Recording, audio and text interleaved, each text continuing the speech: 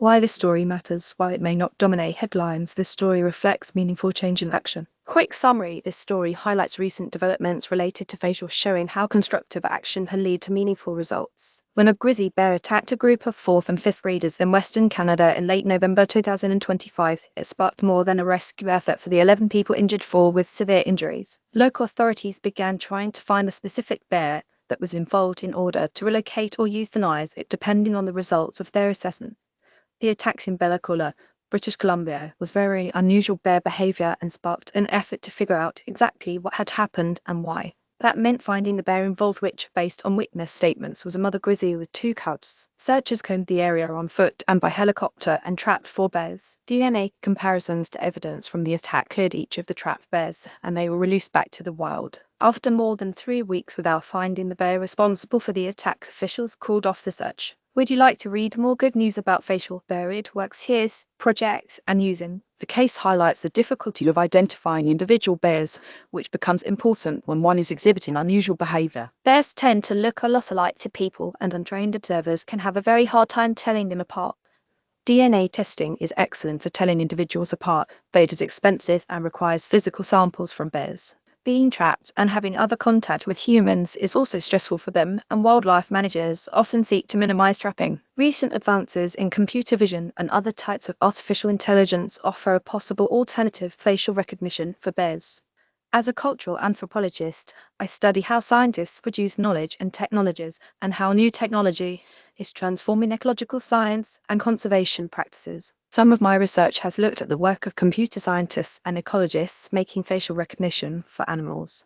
These tools, which reflect both technological advances and broader popular interest in wildlife, can reshape how scientists and the general public understand animals by getting to know formerly anonymous creatures as individuals. A facial recognition tool for bears called BearID is under development by computer scientists Ed Miller and Mary Nguyen, working with Melanie Clapham, a behavioral ecologist working for the Namakolas Council of First Nations, conducting applied research on grizzly bears in British Columbia. It uses deep learning, a subset of machine learning that makes use of artificial neural networks to analyze images of bears and identify individual animals. The photos are drawn from a collection of images taken by naturalists at Night Inlet, British Columbia, and by National Park Service staff and independent photographers at Brooks River in Katmai National Park, Alaska.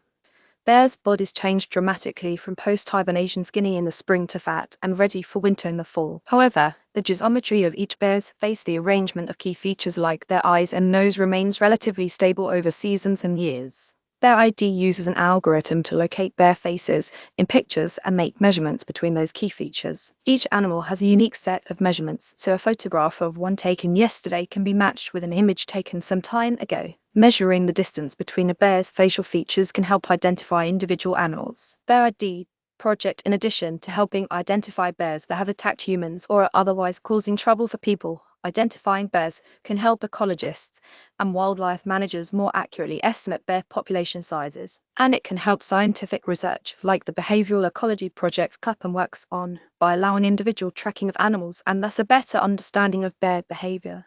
Miller has built a web tool to automatically detect bears in the wetcombs from Brooks River that originally inspired the project. The BearID team has also been working with Rebecca Zug, a professor and director of the Carnivore Lab at the Universidad San Francisco de Quito, to develop a bear identification model for Andean bears to use in bear ecology and conservation research in Ecuador. Animal faces are less controversial. Human facial recognition is extremely controversial.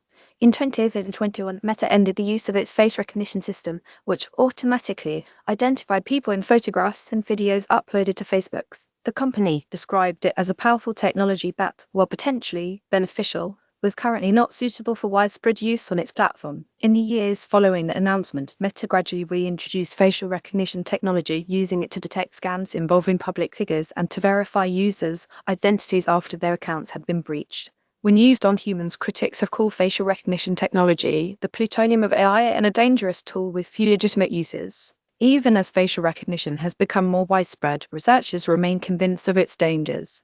Researchers at the American Civil Liberties Union highlight the continued threat to Americans' constitutional rights posed by facial recognition and the harms caused by inaccurate identifications.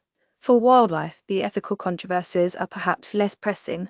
although there is still potential for animals to be harmed by people who are using AI systems. And facial recognition could help wildlife managers identify and euthanize or relocate bears that are causing significant problems for people. If focus on specific animals, wildlife ecologists sometimes find focusing on individual animals problematic. Naming animals may make them seem less wild. Names that carry cultural meaning can also frame people's interpretations of animal behavior. As the Katmai Rangers note, humans may interpret the behaviors of a bear named Kira differently than one named Fluffy.